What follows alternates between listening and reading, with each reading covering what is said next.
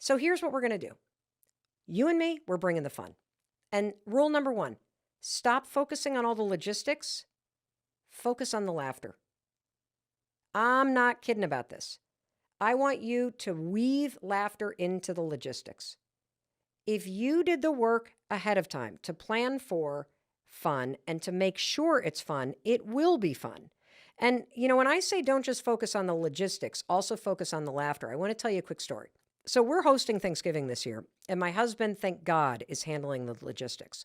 And so he put together an email and he, assigned all the things out that everybody was doing. And yeah, bring the dogs and, bring a bathing suit and blah, blah, blah, blah, blah, blah.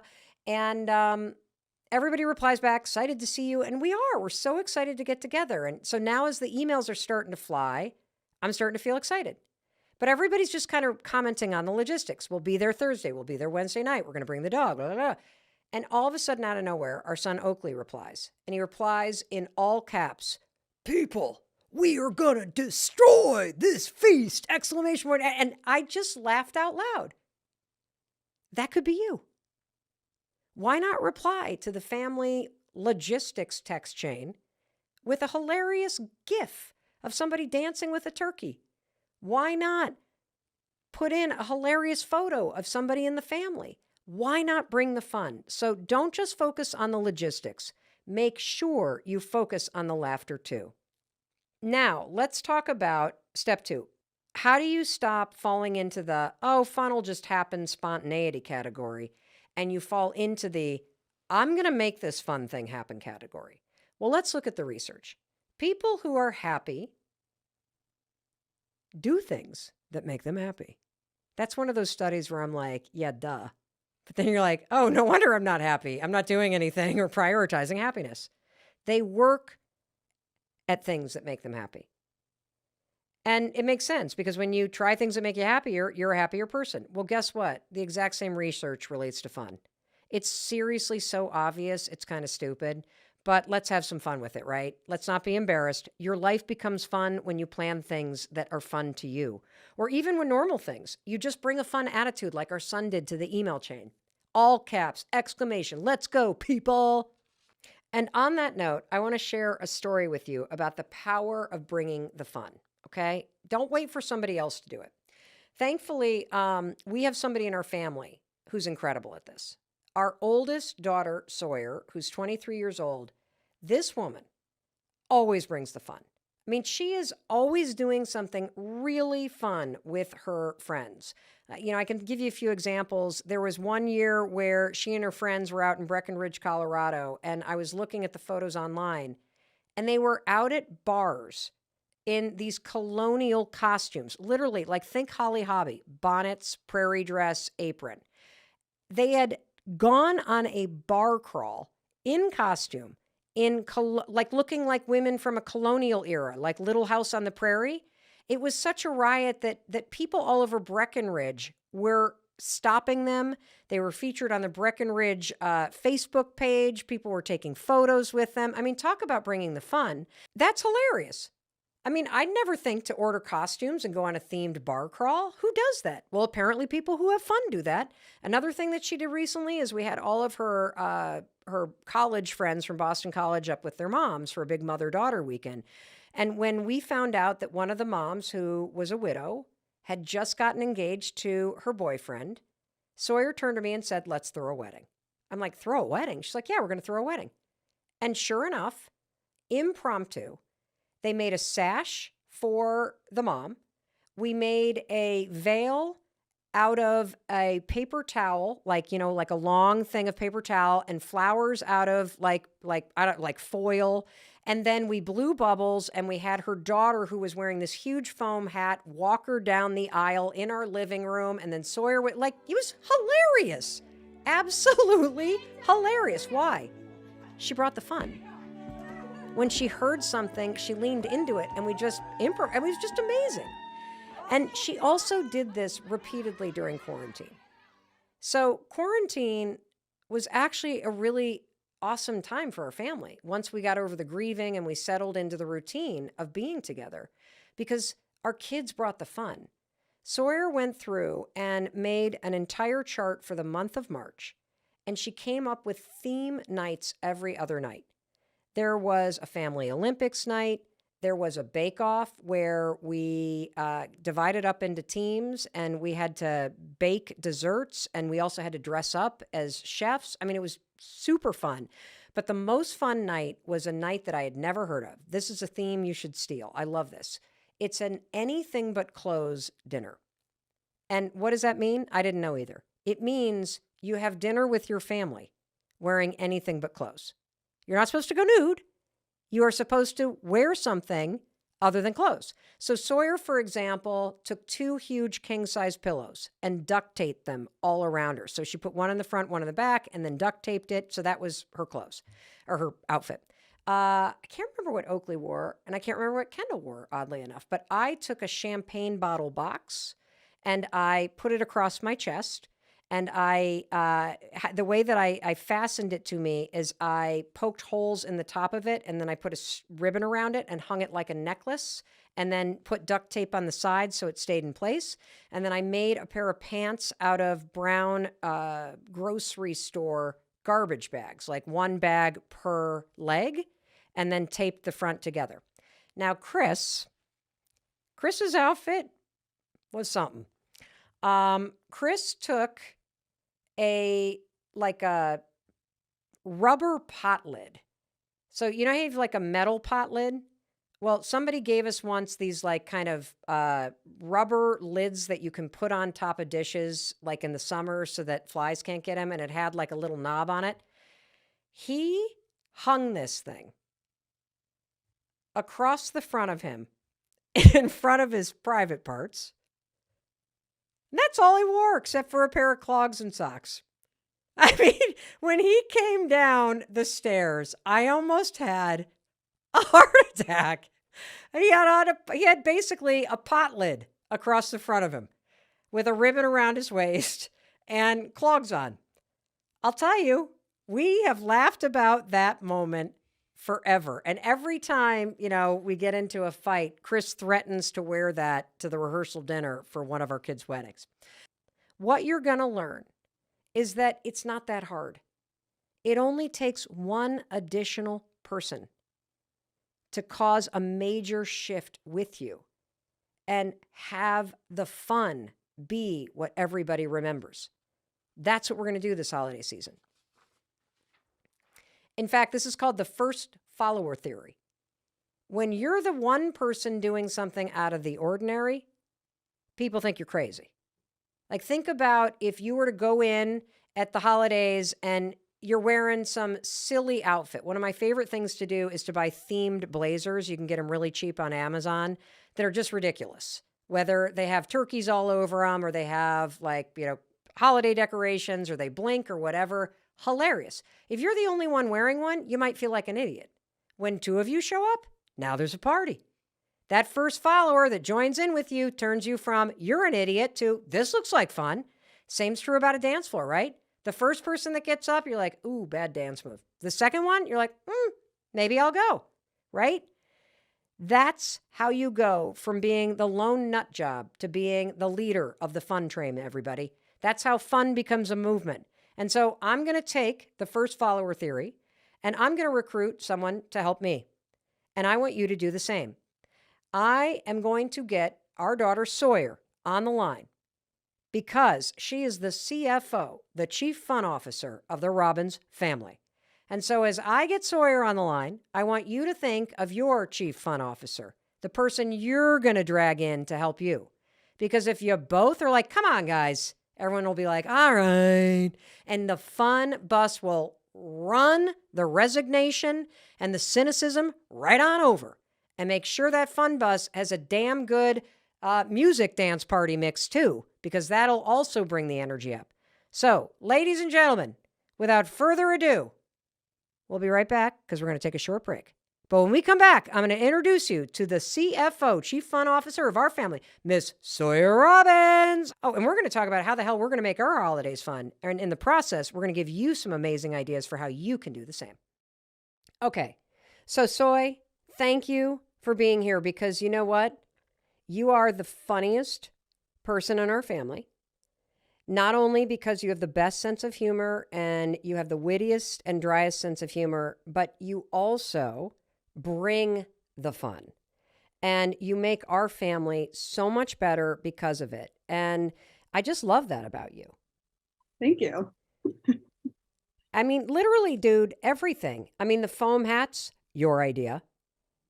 Dinner without clothing, your idea. A bar crawl in colonial costumes, your idea. Throwing a fake wedding, your idea. How the heck did you become so fun? Um, that is a tough question. Honestly,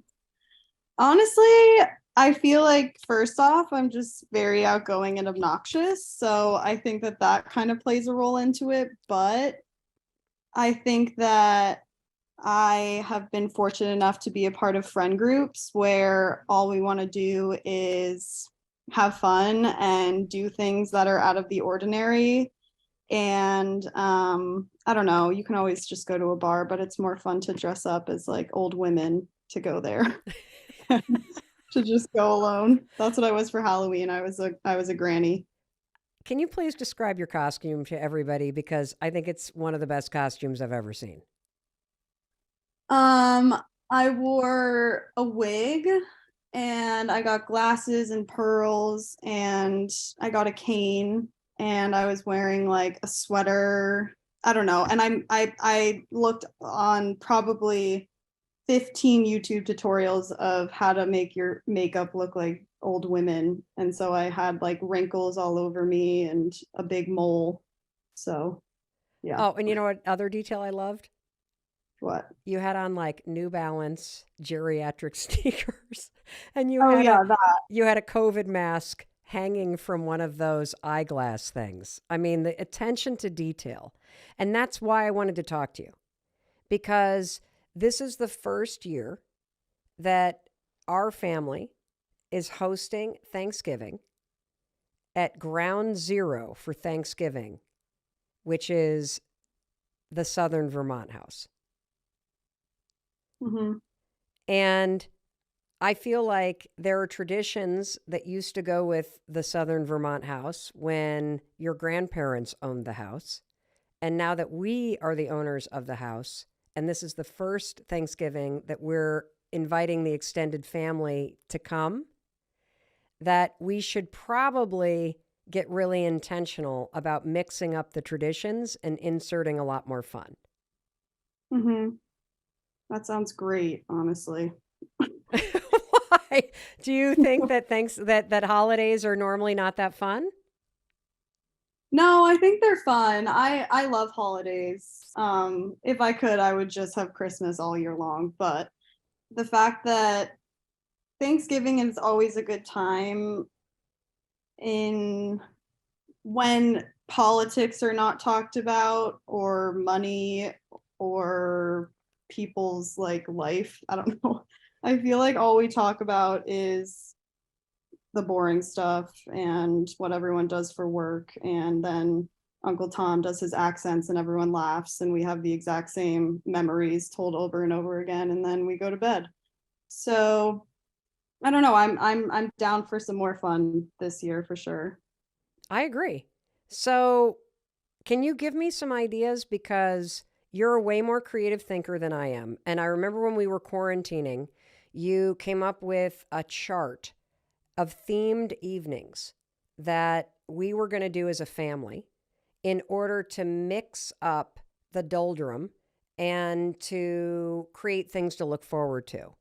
So, do you have any ideas as our CFO, the chief fun officer of our family, for how we could mix it up this year over the holidays? Let me, I honestly like, I feel like I'll just spitball. I don't have any in particular, knowing our family, but I think that I think there's ideas that can be super out there and wild. For example, like the anything but clothes dinner, which I really wish honestly didn't happen after dad walked down in a like pedal something over his junk and nothing else. He But had clogs on. Oh, perfect. But I mean, that was like a little too out there. And we do that with like our friends. And I didn't anticipate you guys taking it that seriously. And God knows I don't want to see our grandmother JJ with a Vouv box over her uplifted tits. But I think that what we could do, which could be like wholesome, is I don't know. I feel like there's a ton of different things. The first thing that came to my mind is this isn't like out there or anything, but I remember we used to like paint pottery a lot when we were up in Vermont. So maybe we could get like a bunch of pottery to paint for everyone or something like wholesome like that. Or we could, I remember you and Amy went to like a flower build or like a flower building thing or Mm-hmm. refilling Yep. class, something like that. Yep. Um, I mean, the obvious dance party, we've done lip syncing battles. I feel like it would get a little, I feel like people would be offended if we did the theme everyone dresses the other person. So I think avoid doing that. Oh, I like But that one. you like that? Yes, I do. So what? So I how do you dress. come up with your ideas? Honestly, like I don't even know. I feel like I get inspiration from like online. I'll see a photo of, for example, like a colonial costume and be like, oh my gosh, it would be so fun to incorporate that into a bar crawl. And then you plan the whole bar crawl and you just make sure. I don't know. I feel like I'm very forceful in these type of ideas. So people don't really have a choice whether they want to dress up or not. And I'm not saying that that's the way to go about it, but I think that every single idea or like fun theme or party idea that I have ever come up with, I just make sure that I go 100% all out so that if you don't do so and you show up to the party or you show up to the bar call, like you're the one who looks out of place. Um, which sounds horrible, but I just feel like if you're the one planning and you're not the one going 100% or even like being super outgoing or rowdy about it and making sure everyone feels comfortable like in and around the group, whoever's participating in it, then it would never work because I feel like anything as the creator, you need to believe in it just as much as anyone else for anyone else to like actually do it. I absolutely love that. Okay, so takeaway number one from our chief fun officer, Sawyer Robbins, is if you're going to plan something fun and unexpected over the holidays, which we are saying you absolutely should, you got to go all in. You got to be the most excited in order to enroll everybody else. Now, I want to Mhm. give everybody a couple ideas because you've been sensational at planning things for our families. So, over the quarantine, everybody, Sawyer made a month-long chart, and on it were themed nights. And so, one of them is the one she regrets, where she made us all show up to dinner wearing anything but clothes. Second one that she did is we did that cooking show where we had a bake-off, right? Where you had to make a Yeah, dessert. yeah, that's another actually good idea I feel like for Thanksgiving is instead of like everyone bringing the food to the table and then everyone just eats it, it's fun to like bring all the ingredients to a individual's house, etc., and then bake off or cook off or whatever and have a little bit of a competition. And I am severely competitive, so I always love that type of stuff. But I think that gets everyone together and in high spirits, and obviously food brings people together. So that's another fun idea. But yes, we did a bake off. I did not win. I was crushed for days. My mom won and Kendall. I think you guys made like mousse. Yes. Me and dad might have like literally bought cookie dough and like had at it. I have no idea. But the other way that our chief fun officer Sawyer supersized this is we had to be in costume as chefs. Right. So another thing that we do as a family that you have planned is we do like these games like Salad Bowl, where you take a big salad bowl and everybody just takes pieces of paper and throws in names. And it could be names that are anything from Mickey Mouse to, the president, to actors, to people in your family. And then you basically divide into two teams and you play the charades game of having to guess how many you can get in a minute. That's a really fun game, brings out the competitive spirit. We've also, with our family over the summer vacation, we have done these family Olympics where you Google yard games, whether it's the balloon toss or the egg races or various yard games. But key to this, Sawyer, again, bringing the fun, makes everybody divide into teams that have a color. And then you got to go all out on the color of your team and the costumes you're wearing for your team. Now, do you have any other ideas? Because I feel like these are kind of in categories, everybody, that there are activities that you can do together. There are games you can play and teams you can break into together. Like, what if this were the year, Sawyer, that we did a huge capture the flag game with the whole family? Yeah, that would be really fun, actually. That's a great idea. See, look at you. And go ahead. Yeah, I don't know. I think, well, capture the flag is a great idea, like games, etc. I think that always brings people together. And I think that what always makes something more fun is, as I'm sure you can see a consistent theme here, is costumes or dress up or something along the lines of not wearing just your regular everyday sweats or clothes or Thanksgiving meal dresses, etc.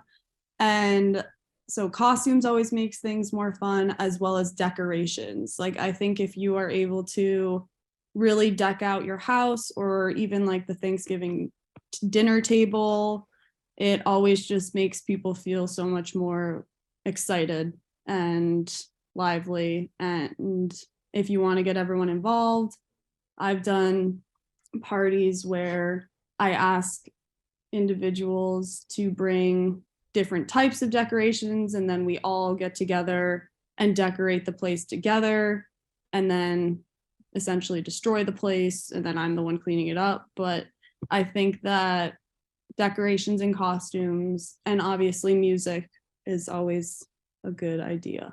Okay. So how about we plan in real time what our family's going to do with the 14 people that are showing up over Thanksgiving here at our house? Okay. What are we doing? Oh my God, I feel like so put on the spot. Well, I think capture the flag is always a good idea. I think, I mean, we do have the new pool, which would be fun to do like relay races in or something along the lines of that. I think we could, I mean, there's so many different like Olympic-esque games like cornhole or egg tosses or water balloon tosses, whatever. I'm trying to think. I think that the best tradition that I like was very young for, but the lip sync battle was very, very fun. And that was one where everyone went super all out. And just basically lip synced and dressed up as each family was a band, etc. And then they sang a song. That was really fun. What about a karaoke machine? We could rent one. Yeah. That's a no. Okay. I feel like no enthusiasm there. That's like, I mean, I think karaoke's fun when everyone's a bad singer, but I can see that turning into Kendall just taking over. Oh, yeah. Mm-hmm. That's true. So do we plan? I'm gleaning a couple things from you. Number one, we need costumes. Number two, we need a planned activity that everybody participates in. Number three, we need directions. And number four, we can't just let this be something that might happen. So we Mhm. got to know that people are rolling in Thanksgiving Day. There's going to be the feast. Uncle Tom will do his accents. We'll all laugh. We'll talk about the same stuff. And then when we wake up on Friday morning, all bets are off and it's Family Olympics. Is that what I'm getting? Yeah, no, I think that's a great idea. I think that we need to get more creative with the games, or else I think it's never, or it's the worst when we come up with something and we're always really excited about it, but we've done it before. So then when we actually try to do it, it's very half-assed instead of everyone being super involved in everything. So I would advise against Family Olympics just because we have already done that. But even like I know that a lot of our family likes to drink, as does many other people in this world. Like we could do like a cocktail making contest or something where everyone Oh, brings their own fixings and makes like a unique drink, and we could do like everyone could make their own drink. So like I could make one, you could make one, and then we could all like try to do that, or we could do it based on family. Um, that's a cool idea. And since there's a couple people that don't drink, we could force you to have to do an alcoholic and a non alcoholic version, which is actually quite hard. yes, absolutely. I like that as a Thanksgiving thing. That's an assignment per family. Okay, check. We got that one done. Should we have a Mhm. pool party? See, I think it's hard with those. Like, yes, absolutely. But I don't think it's one of those things that you can plan. Like, that just needs to happen naturally. And I think that that's the thing with making fun is it's always fun when it's not super forced. And I think it's one of those things where if you're the only one that wants to have the pool party and then you're sending out all these emails, oh, bring your bathing suit, whatever, and then people aren't really into it, then it's not fun at all. So you need to kind of like make sure a lot of people are into that. So now let me focus us on the actual Thanksgiving table. Okay. How do we make that more fun? What's your Hmm. opinion on adult versus kid tables? I think that having, well, an adult table, I think it's always, I think every table it's fun to like make creative handmade name tags for everyone, and potentially have like flowers, especially on the adult, like flowers or tree things, or just make it Thanksgiving-esque with that type of fall color scheme.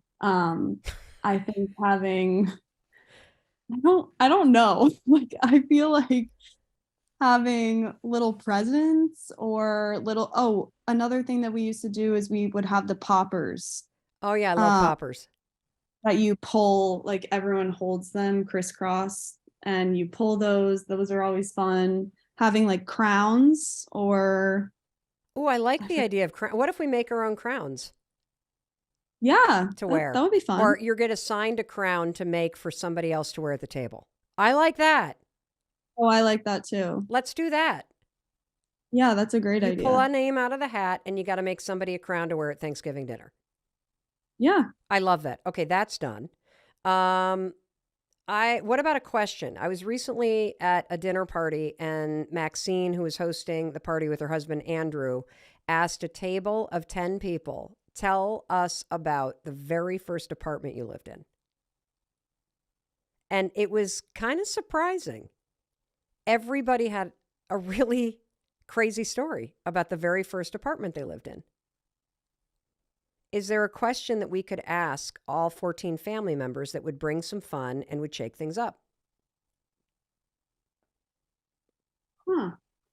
I think that's a fun question, except we do have younger kids, so obviously some of us, or not me, but others haven't had their own apartment. Um, maybe, I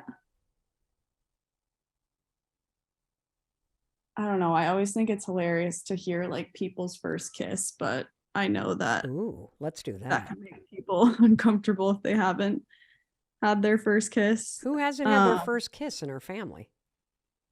I don't know. I don't want to call anyone out, but just like younger kids. I'm trying to think. Like, if here's a good one. If you could plan if money was not an option and you could plan a trip for our entire family, where would we go? What would we do? That type of thing. And then everyone can go around and say that. That's fun. See, what's happening when you plan this stuff is that you're creating an environment for fun. You're creating ways for people to connect in a different manner than how we normally show up. Because I don't know about you, but even with our family of 5, when all 5 of us are home, it's super exciting and really amazing for the first day. Mm-hmm. And then literally by the next morning, everybody's back in their old roles. Do you feel that? Yeah, totally. Going off of the question thing, another thing you could do is we could create like a big bowl of interesting questions on like pieces of paper and fold them and then hand everyone one at the table, or that people can like pick randomly. And so then everyone has a different random question that they can answer. Great idea. But yeah, the first day is always, oh, it's so great to see you. What have you been up to? And then the second day turns into either boring or I hate you all. Uh-oh. No. No, I don't know. I just think it's always really hard to come back for the holidays with the family, and it's exciting at first, and then by the end of it you're like, okay, I'm ready to get back to my regular routine. You're right. I wanted to talk to you today because our family gets into this rhythm when we come together where we deeply love each other. We're all excited for the first day.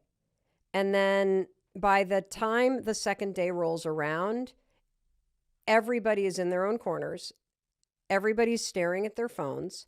Everybody's grouchy because they want to go see their friends instead of hanging out with us as a family. And nobody can agree on what we're going to do together. And I don't want the holidays to be like that this year.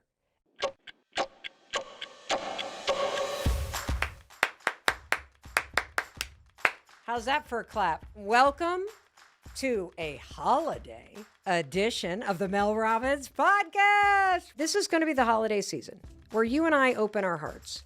We uncross our arms, we drop the expectations, and we pull up in the frickin' fun bus. We bring it, people. We destroy this feast.